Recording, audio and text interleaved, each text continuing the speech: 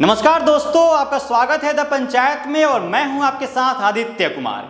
क्या आरजेडी बदल रही है? क्या वह नए जमाने के साथ कदम ताल करना चाहती है?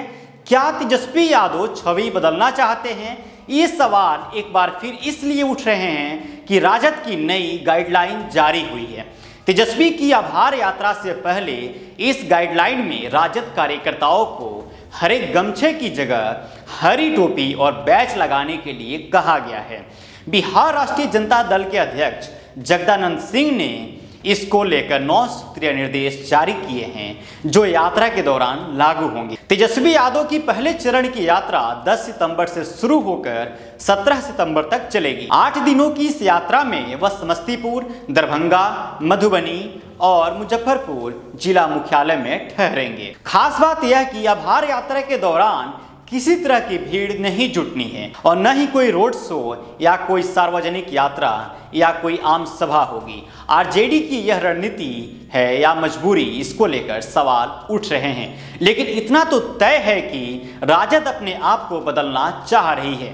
हालांकि पार्टी ने आधिकारिक तौर पर हरा गमछा नहीं पहनने के पीछे कोई कारण नहीं बताया है, लेकिन यह फैसला राजद की छवि बदलने के प्रयासों से जुड़कर देखा जा रहा है। दरअसल बीते दिनों में कई बार ऐसे संकेत मिले हैं कि आरजेडी बदल रही है। जब से तेजस्वी यादव आरजेडी की राजनीति की अगुवाई कर रहे हैं, तब से राजद की राजनीति में काफी बदलाव देखने को मिले। जो राजद कभी तेल पिलावन और लाठी घुमावन पार्टी के नाम से जानी जाती थी, उसका कैरेक्टर थोड़ा बदला हुआ है।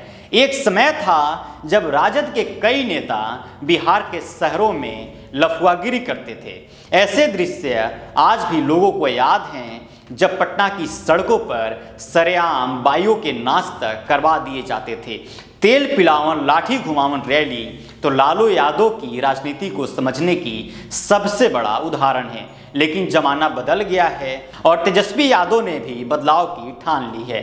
खास बात यह है कि लालू यादव और राबड़ी देवी के बाद तेजस्वी यादव भी सत्ता का स्वाद चख चुके हैं, लेकिन सत्ता में नहीं हैं, बावजूद अपने कार्यकर्ताओं और नेताओं को संयमित रखने की रणनीति उनकी जारी है। दरअसल सत्ता के शीर्ष पर बैठना और उससे अलग होकर सत्ता छीन जाने पर भी संयमित रह जाना, यह बिल्कुल ही राजद के कैरेक्टर से अलग है।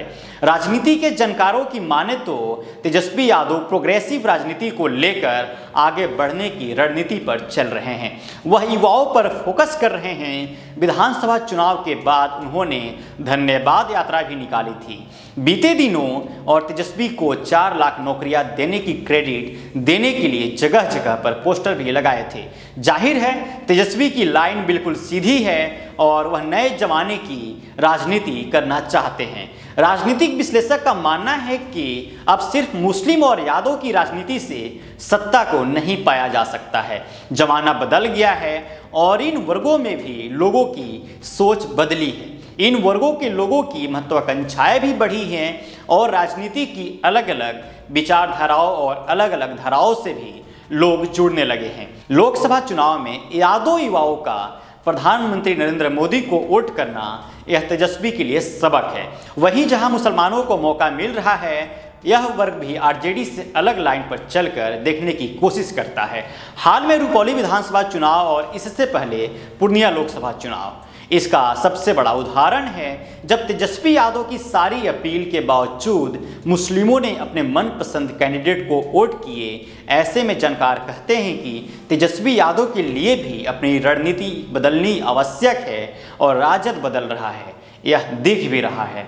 आपको बता दें, जब से तेजस्वी के हाथों में जब से पार्टी संचालन की कमान आई है, तब से उन्होंने मुस्लिम यादव टैग से बाहर निकलकर हमेशा A to Z की बात की है। वह सर्व समाज की राजनीति करना चाहते हैं। मनोज झा को राज्यसभा भेजने हो या फिर भूमिहार तबके के अमरिंदरधारी सिंह को राज्यसभा भेजना हो। इसके बाद हाल में अशोक चौधरी के भूमिहार को लेकर टिप्पणी करने पर तेजस्वी यादव का जो बयान सामने आया, वह भी उनकी इसी A to Z की सोच वाली राजनीति को दर्शाती है। इसके साथ ही तेजस्वी युवाओं की टीम बनाने की बात करते हैं। वह 10 लाख नौकरियां देने की बात करते हैं। खेलों में मेडल लाओ, नौकरी पाओ योजना लागू करने की बात करते हैं। तो चलिए फिलहाल इस वीडियो में इतना ही।